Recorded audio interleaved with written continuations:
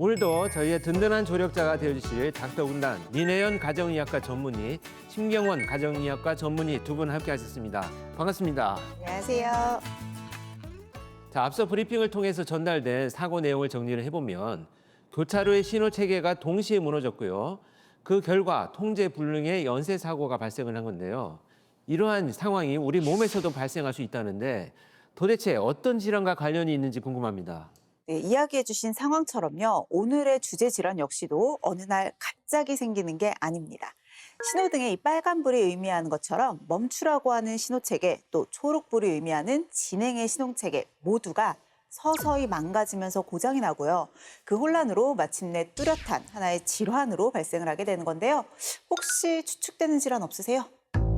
그렇다면 저는 이 당뇨병이 아닐까 하는 생각이 듭니다. 혈당 조절이 잘 되지 않으면 결국 혈당을 낮추고 정리하라는 신호가 제대로 작동을 하지 않게 되겠죠. 그래서 고혈당 상태가 계속 유지가 되게 되고 고혈당이 지속된다면 각종 합병증까지 생길 수 있다. 이런 논리입니다. 와, 과학적이시다. 그죠. 굉장히 적절한 비유와 지금 논리가 설명이 됐는데요. 공부 정말 많이 하신 것 같아요. 제가 한 번 더 풀어서 좀 설명을 드리자면 우리가 뭔가 음식을 먹어서 혈당이 딱 올라간다. 그러면 정상적으로는 인슐린이라고 하는 신호가 작동을 합니다. 자, 이런 신호등이 켜지게 되면요. 세포가 혈액 속에 있는 포도당을 쪽쪽 자기 몸 안으로 받아들이는 거예요. 그래서 이 세포 안에서 사용을 하거나 남는 아이들은 저장을 하도록 조절이 이루어지는 거죠.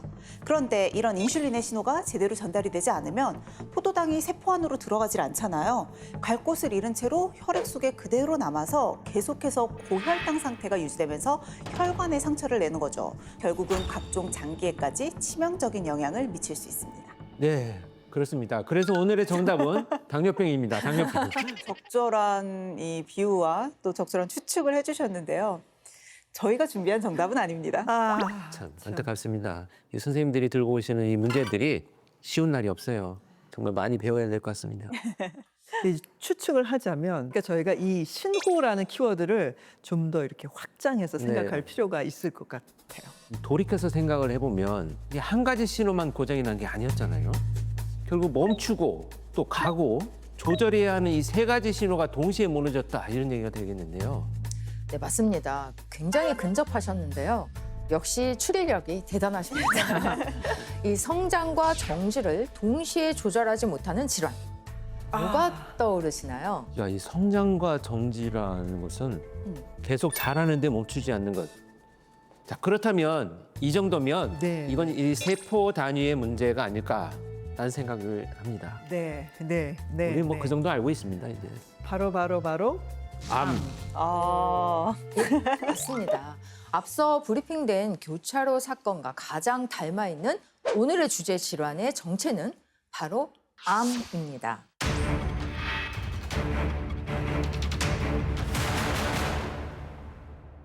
이 교차로 사고의 핵심은 차량이 많아서가 아니라 멈추고 조정하라는 신호가 작동하지 않았다는 점인데요. 이 우리 몸의 세포 역시 마찬가지죠. 세포는 매일 자라고 분열하지만 필요한 순간에 멈추고 역할을 다하면 스스로 사라지도록 조절됩니다. 자, 그런데 이 조절 신호가 고장이 나면 어떻게 될까요? 이제 세포가 더 이상 제 기능을 다하지 못하고 사라져야 되는 순간에도 계속해서 남아있게 되겠죠. 그렇다면 이 사라져야 할 순간에도 사라지지 않고 몸속에 이 찌꺼기처럼 남아있는 세포의 영향으로 암까지 유발이 될 수 있다는 말씀이신 건가요? 그렇죠. 이 비정상적으로 쌓인 세포는 주변 조직의 질서를 무너뜨리고 인근 장기까지 침범해서 더 큰 혼란을 만들어내는데요. 이 과정이 바로 암의 성장과 확산, 그리고 전이입니다. 네. 몸속 세포를 망가뜨리는 주요 원인 어떤 것이 있습니까? 몸속 세포를 망가뜨려 암을 유발하는 원인, 그 첫 번째 바로 만성염증입니다. 이 만성염증은 우리 몸속 작은 불씨가 늘 켜져 있는 상태로 볼 수 있는데요. 염증 신호는 원래 손상된 조직을 회복시키기 위해서 세포 증식을 촉진하게 되는데 이 염증이 만성화돼서 계속 사라지지 않는다면 어떻게 될까요?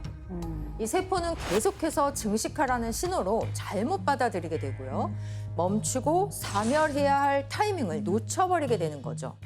네, 두 번째 원인은 바로 산화 스트레스입니다. 네. 이 산화 스트레스라는 걸 좀 간단하게 설명하자면 우리 몸에 있는 활성산소의 생성이 과도해지고 이걸 중화시킬 수 있는 항산화 시스템의 균형이 깨진 상태를 의미하는데요.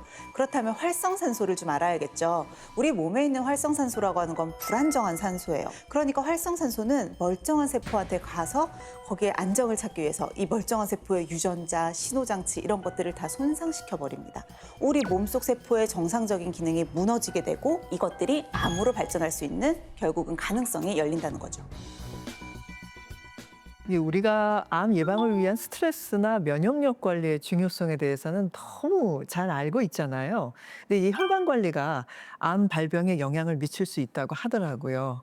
맞죠, 선생님? 사실 이 암세포라고 하는 게요. 주변 조직으로 침투하고 전이가 될 때 혈관의 역할이 굉장히 중요합니다. 모세혈관이나 신생혈관 같은 것들을 만들어서 혈관벽을 투과해서 조직으로 침투가 되게 되거든요. 이때 이미 혈관벽이 손상되어 있다면 암세포가 정착하고 또 자라기에 더 쉬운 환경이 만들어질 수도 있겠죠. 그렇다면 이제 특급 처방전을 내려주실 시간인데요. 혈관 건강은 물론 암 예방까지 지킬 수 있는 특급 처방전 어떤 것이 있습니까? 네. 첫 번째 처방전은 바로 우리 밥상 속 채소 섭취의 비율을 늘려라입니다. 아까 암의 출발점은 만성 염증 상태라고 설명을 드렸는데요. 이 우리 몸속에서 염증이 만성화되는 원인 중 하나가 바로 서구화된 식습관, 즉 우리 식단 속 육류와 가공식품의 비중은 점점 커지는데 그에 비해서 채소 섭취는 현저하게 줄어들고 있다는 점입니다. 이 채소 섭취, 즉 식이섬유의 섭취 부족은 장벽 기능을 약화시켜서 만성염증을 유발하게 됩니다. 언뜻 생각을 해보면 우리 밥상에 왜 매일 올라오는 반찬을 보면 열무, 네. 배추, 채소로 만든 김치는 빠지지 않고 올라오는데 그래도 채소 섭취량이 많이 부족하다는 말씀이신가요? 네, 우리나라 질병관리청에서 권장하고 있는 하루 채소 섭취 권장량이요. 약 500g 정도 돼요. 그런데 실제로 이 권장량을 충족해서 섭취하는 비율이 약 22%밖에 되지 않는다고 합니다. 그랬군요. 이 채소를 섭취하지 않는 이유를 물어봤더니요. 대다수의 사람들은 먹기가 번거로워서, 챙겨 먹기 귀찮아서라고 답했다고 합니다. 하지만 그렇다고 우리가 건강을 포기할 수는 없잖아요. 매일 신선한 채소를 드시기 어려운 분들을 위해서 이 닥터 엑스파일 오늘의 특급 처방전, 마지막 처방전 공개할 거거든요. 궁금합니다. 오늘 엑스파일의 주인공은요. 바로 항암 채소의 대표주자 컬리케일입니다. 네, 사실 저희한테는 굉장히 친숙한 채소인데 지난번에 한번 선생님께서 컬리케일의 특징이 컬리 맞아요. 구불거리는 잎이 특징이라고 네, 네, 하셨던 네, 게 기억이 네. 나시죠? 정확하게 기억을 하고 계시네요.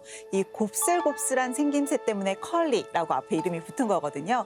그래서 이 컬리케일은 일반 케일에 비해 비타민C 함량은 약 2.6배, 또 총 폴리페놀이 5.8배 이상 풍부할 뿐만 아니라 대표적인 항암 성분인 글루코시놀레이트도 14종 정도 포함이 되어 있고요. 안토시아닌도 약 20여 종, 굉장히 풍부한 영양 성분들이 다량 함유되어 있습니다. 대표적인 항암 채소, 컬리케일 속에 함유된 다양한 영양 성분 중 가장 주목해야 할 성분은 바로 글루코시놀레이트라는 성분입니다.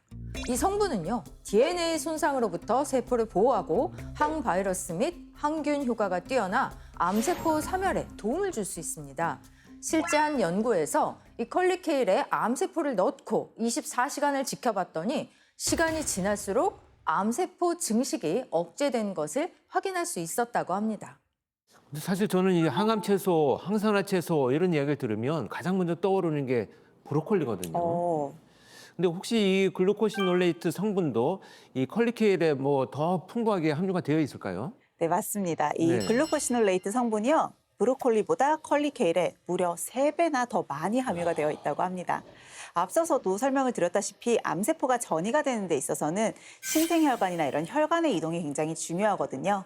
그런데 이때 글루코시놀레이트가 세포의 증식 및 신생혈관을 생성하는 데도 억제하는 효과가 있기 때문에 항암에도 도움이 된다라고 볼 수가 있는